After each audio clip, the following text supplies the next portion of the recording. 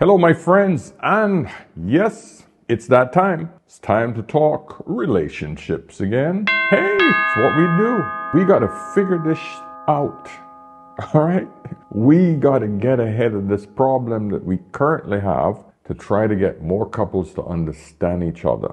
With that said, I came across this particular channel called IT. I can't remember what it stands for, but I will put this link in the description in the event you guys want to go back and watch the entire show. But I want to break it down because this matchmaker, she has some interesting points. But you know, one of the things about female matchmakers is that they always approach everything from a female's perspective. And a lot of them think that they have men figured out. Oh, we know what men want. They might have a vague idea, but they don't get into the nitty-gritty of men's thoughts to make them understand that this is what men require. And it's not that complex. But I'm going to break her down as we go through this video. All right? So let's get into it. And hey, listen.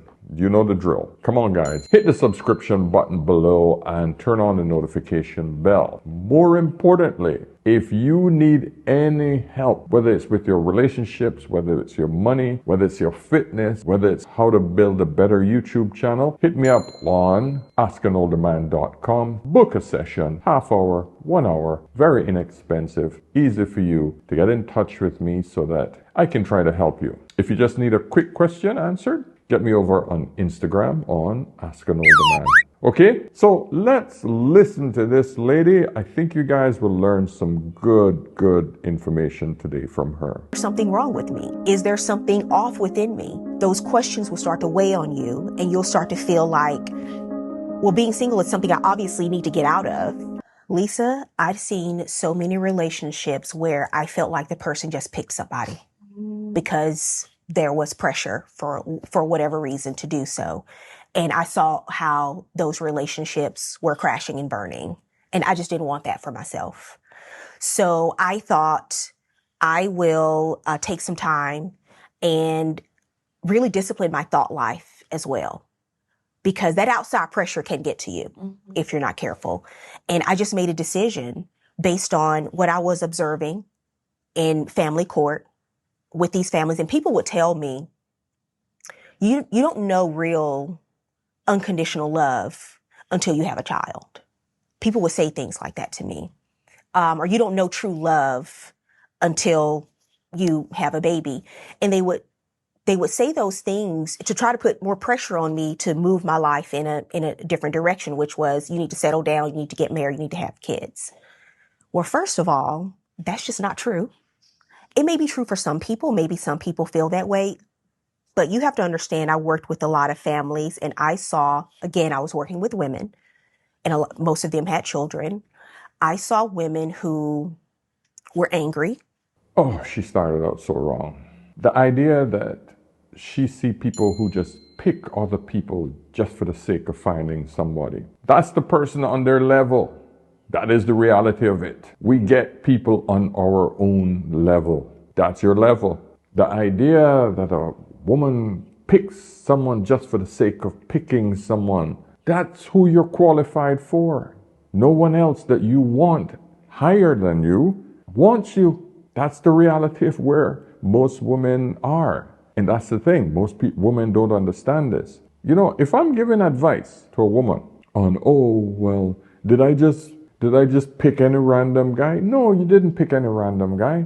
That's the guy that you could get. The idea, the problem that we have in most of our society, especially in the black community, is that every single woman thinks that she's qualified for the top freaking guys. And they're not.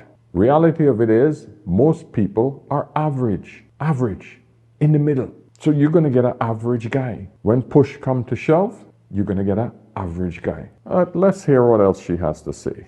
Because that outside pressure can get to you if you're not careful. And I just made a decision based on what I was observing in family court with these families. And people would tell me, you don't know real unconditional love until you have a child. People would say things like that to me. Okay, that's true. But which one do you get first? You get the husband first, you secure the man first, then you have a child. We still got to get through stage or step one. Unfortunately, more than 67% of Black American women, they have a child before they get married. That's a seriously high number. So, yes, you'll never know unconditional love until you have a child for most people. However, men don't want unconditional love. What they want is respect. They would say those things to try to put more pressure on me to move my life in a different direction, which was, you need to settle down, you need to get married, you need to have kids. Well, first of all, that's just not true. It may be true for some people. Maybe some people feel that way. But you have to understand, I worked with a lot of families, and I saw, again, I was working with women, and most of them had children. I saw women who were angry and bitter because their husbands or their significant other left, and they had sons who they took it out on. This is such a pile of crap. Men rarely leave if they were not trapped into the relationship with a woman. Women usually have babies because they have the urge to have the babies, and the whole I don't need a man mentality is very strong in a lot of women. So they feel, you know what? Okay, I got pregnant. I can do this on my own. He might be there, he might not be there. Most of the men who are getting these women pregnant, we know that these are not the men that she should have been picked to have sex with. Simple. They were not the reliable men. Most of the men that are having babies have multiple baby mothers that these women choose to sleep with. Remember, when we actually have sex as adults, most of us, we don't have sex to have a child. We have sex for pleasure. If there's an accident that occurs during the pleasure, which both parties participate in, who's the only decider to have a child? It is the woman. Because a man don't care what he says. I don't want you to have this child. I don't want it.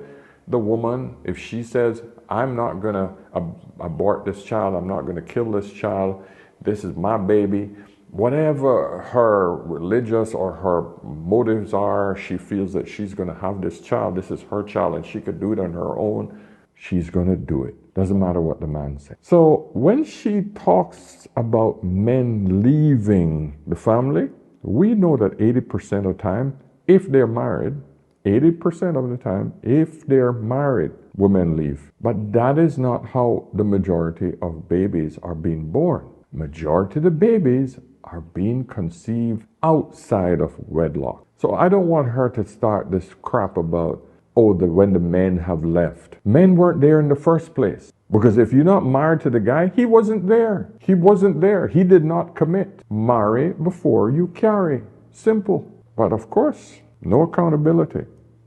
They were jealous of their own daughters. So this notion that somehow having a child is going to bring up all of this love and all of these things in you that you will never experience otherwise, it's not true, because I saw people who abandoned their children. They were able to look at them and still turn around, walk out the door and leave and disappear. So me at an early age, seeing all of these issues in family court, I just knew that it wasn't true. Unconditional love. She's confusing a selfish mother for someone who has unconditional love. In other words, women abandon their child is different from a male abandoning his child. Men don't have unconditional love for their kids. He doesn't. Women do, because she's the one that bears them. However, a damaged mother, that means a mother who has some serious psychological issues, she will abandon that child. We see it all the time. If a man doesn't bond with the child from birth, he don't have an emotional connection to that child. It's just another seed for a lot of men who were not mentally and connected to the mother first and then choose to have a child. Most men, a lot of men these days, though, they have doubts whether the child is his or not, because these women are out on the street opening their legs for Tom, Dick, and Harry. So we have to look at all of this stuff that she's saying in context and take into account that a lot of what she's saying does not apply to what is actually happening out there right now. And I thought, I'm not going to let somebody else's perspective try to put pressure on me to move in a direction to just pick somebody when I truly did not believe that that person would be my person. Did you do the process at all of what if I never found somebody? Yes. And how did you feel about that? And what did that process look like? I would rather, and I have a, beautiful daughter, and I met my husband after I turned 40 years old, but I would rather not have children than to have a child with somebody who's toxic and be tied to co-parenting a child with somebody who was toxic, because I saw what that looked like. And it was really, really hard for people to be able to navigate that space. So she was lucky. So she hit 40 and had a child. That is rare. So what saved her, it seems, she was not a single mother when she met her man at 40. So it seems like she was one of the rare few that never had a child by the time she was 40, and she's now married and had a child because she did it the right way. And that's the big warning. Never, ever become a single mother, ladies. You still might have a chance later on in life. If you're still attractive, body's hot, you're doing well in life, and you're childless. And then I'm sure what she had to do at that point, because she realized that because she didn't settle down in her 20s, probably when she hit her 30s, she realized, holy crap, this isn't working out for me. And so by the time she hit her late 30s, she knew that she had to compromise. Now she'll tell you, oh, don't settle. Yes, I'm sure she settled. I'm sure she's what you call settled. In other words, she found her level. And that's what women have to do. My advice is, ladies, that's what you have to do. But don't wait till you're that old, where you're going through geriatric pregnancy, where you can only have one child, because she can't have another child at 40. It was really, really hard for people to be able to navigate that space. I was willing to be okay not having children because I could not settle for something less than being able to navigate parenting with, and my choice was to have a child with my husband one day. That's what I wanted. But for me, I wanted to be very careful about making that choice, because I actually think marrying the wrong person is an easier thing to get out of than having a child with somebody who is toxic. And you have to deal with a lot of that for the rest of your life. You can't co-parent with somebody who's toxic. I keep hearing this bloody word, toxic. At what point in a relationship would you identify, as an adult, that the person that you're with is toxic? At what point? That you should see within the first month, when things start to get a little real. 90 days, if you see that this person have traits of toxicity, you shouldn't marry him or her. People can only pretend maximum 6 months, and they almost have to be a psychopath in order to pull it off for that long, because psychopaths operate in a deceptive mode 24/7. Those are the only people who are only pretending. It becomes exhausting after month 1. For them to put it up for another 2 months, they can't handle it. You will start to see their bullshit. By 6 months, they will have shown their full-blown, their true colors. And at that point, that's when you should abandon ship. So in other words, why would you marry a toxic person? So this idea that women always talking from this perspective of fear and scarcity. Scarcity occurs when you waited too long to be chosen by a man. When you've given up all the choices, when you've put all the men in the friend zone, that's when you have given up the abundance of men that were throwing themselves at you. You just got greedy, and you were just eating everything that you could get in the candy store. By the time you hit 30, the candy store is empty. Now you're desperate. Oh, I can't find anything to eat. No men out there. scarcity. But the space of scarcity and fear gets really bad by the time you're hitting your late 30s, because the pool of men that are looking at you are not even close to what you wanted. But that's your level. Ladies, please try to understand that. So you're constantly trying to navigate somebody else who has a tremendous amount of influence over this person that you're trying to raise up in this world, in this day and age, to be a good human. Yeah, God. I've just heard of so many people that how they use their children as ammunition when it comes to getting a divorce. It is one of the saddest things that I witnessed working in family court, because people will try to use the person who they know you love the most, or the thing they know you care about the most, your relationship with your child, and they will try to use that against you, unfortunately. I don't understand why she's using the word people. Women use the child. Women, not men. Women use the child to get more child support / her nails and hair, etc. Alimony, so that she can spend that on the next man and her trips, etc. The next car payment, etc., etc. Women use the child because 95% of the time it's the woman who gets access to the child. So I don't like how she likes to skirt around the word by using people. This isn't no people crap. Women use the child as a manipulation tool and as a strategy to get more out of the man. They are okay with your child being hurt as long as they can get to you. So the love for their child is not at a higher level than the hatred that they have for you. And that should never be the case. But it happens regularly. It's pretty sad. Reason 1772 why you shouldn't go with somebody that isn't right for you. You do your best, for example, when you've never witnessed a happy relationship growing up. How do you make a choice when all of your experience, when you're drawing from ignorance?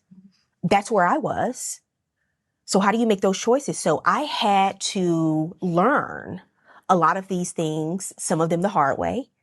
But I also drew from all of my professional experience and watching other people make mistakes and say, okay, I saw this person make this mistake. I know to avoid this roadblock or avoid this pitfall because I'm watching. Yes, unfortunately, this is the biggest problem, especially in the black community. Most black people do not see good relationships growing up. They don't see healthy nuclear families growing up. To run. Anything go wrong in a marriage, I'm out of here. I don't need this. And you were That's like, true. We are married for life. We ain't going nowhere. I was like, I want this. Because I was raised by two strong women and you know, they didn't take stuff. And I hadn't seen any long-term marriage represented. There you go. What I saw was folks, I ain't taking that. I saw, that's how I was. What? You gonna do what? You said who? I ain't taking that. But he was convinced that this was for life. He convinced me that it was for life. I believed him. And then I stopped. I got more mature. I stopped wanting to run all the time. I'd be ready to run. Anything go wrong in a marriage, I'm out of here. I don't need this. Most of what they see is all the single parents, single mothers. It's an unfortunate thing. So all of their references to a healthy family is drawn from a child with a mother struggling, miserable, unhappy, stressed out constantly, rushing around from one day to the next, trying to provide for this child or bunch of children, arguing with the baby daddies, trying to get more time, trying to get more money from him, while trying to navigate a new lover, getting her needs met, and trying to uphold herself, trying to get the nails done, the hair done, it's exhausting. But that is the only experience that most black people get as family. We're not living in a good time, my friends. Not for families and relationships, I can tell you. You know, there's a story about the two sons with an alcoholic father. One of the sons never touched a drop of alcohol his entire life. And they asked him, why? What was your reason? And he said, I watched my dad. The other son started drinking when he was 16 years old, continued in college, became a raging alcoholic. And they said, what happened? How did this happen? And he said, I watched my dad. So oftentimes it is a matter of what you pick up on and what you choose to embrace, your knowledge of life, and making a decision about which way you're going to go based on the knowledge that you have. Some people have this innate, and I would say I was probably one of those people, Lisa. My parents got divorced when I was young, when I was probably 11 years old. And I just remember thinking in my mind, I'm happy they got divorced. I was not upset about my parents getting divorced. They did not need to be married. And I thought they were better parents to me, allowing me to see what a healthy co-parenting relationship looked like than what a bad marriage looked like. Because if I witnessed a bad marriage the entire time I grew up, that's all I would have to draw from. No, that's not all you would have to have drawn from. Because if we go back to the example of the alcoholic dad, you could have taken a different path. Now, the chances of you having influences from your parents, yes, you would get a lot of bad influences. But you could have said the same thing. Hey, I don't want to be like my parents who were just miserable in their marriage, according to your eyes. But most people give up on marriages far too quickly. Marriages are not fun. It's a commitment to serve each other. That's it. That's it. You've heard me say this in many videos before, but that's all marriages are. I'm here to serve my wife, and hopefully she will serve me in return. Reciprocate. That's it. The problem with most marriages is that people are just looking to get more and more and more and more. What are you doing for me? What are you doing? You're not giving me enough. You're not giving me enough. I want more. I want more. Everybody wants to win. And that seems to be the mentality with most modern day marriages. Kids are okay for the most part with their parents getting divorced. It may hurt, but the pain of them watching a toxic relationship, that never goes away. Versus you can get over that breakup. You know what they want to see? They want to see their parents come together and celebrate their birthday. They want to see their parents come together and celebrate the holiday. They want to see that. But they're okay when they know it's not working and it's really hard for them to witness that day in and day out toxicity. They're usually okay with the parents going their separate ways and with the right foundation. Oh, Jesus. No, they're not okay with it because it's not the best thing for the child. The best thing for the child is to see the parents argue and make up. Argue and make up. Because that's life. It's the ebb and flow of life. Every single thing ebbs and flows. The tides go out, they come in. Every single thing. But the child needs the father in there for the discipline. The child needs the mother there for the nurturing. They need the yin and yang of relationships. It's the freaking parents that are so damn selfish that they feel that their happiness supersedes their child's development. Not the child's happiness, but their development. Most couples forget why they came together in the first place. I always say to all of my callers who call in and get advice from me, remember why you got married to this person in the first place. You always default back to that. Pull out the wedding photos if you have to. Keep one stuck on your windows in near your computer, somewhere in your office. Try to remember why you got with this person in the first place. And then try to get back there in your mind and try to get back there together. Because if one person is running towards the other person and the other person is running away, you'll never get together. If both aren't working, running towards each other, it'll never happen. And when you don't have one parent that's trying to alienate or turn a child against the other parent, they're able to heal a lot faster. All right, guys, that was just a small introduction to this very long podcast. I'm going to put the link in the description so you guys can go and check it out yourself. Listen, relationships are difficult, but if they weren't difficult, they wouldn't be that well received and enjoyed. Everything that is difficult is wanted. But I want to say one thing. If you can't understand the one simple process of I'm here to serve the other person, you're going to constantly feel that you're working in your relationship. And what is work? If you did a job that you enjoyed, it wouldn't feel like work, would it? Never does. People come home, oh yeah, I love my job. I love going to work. Yes, it don't feel like work. And then you have those people that have a job they freaking hate, but they do it anyway because it's required. They know not having a job is worse. You got to look at it like that.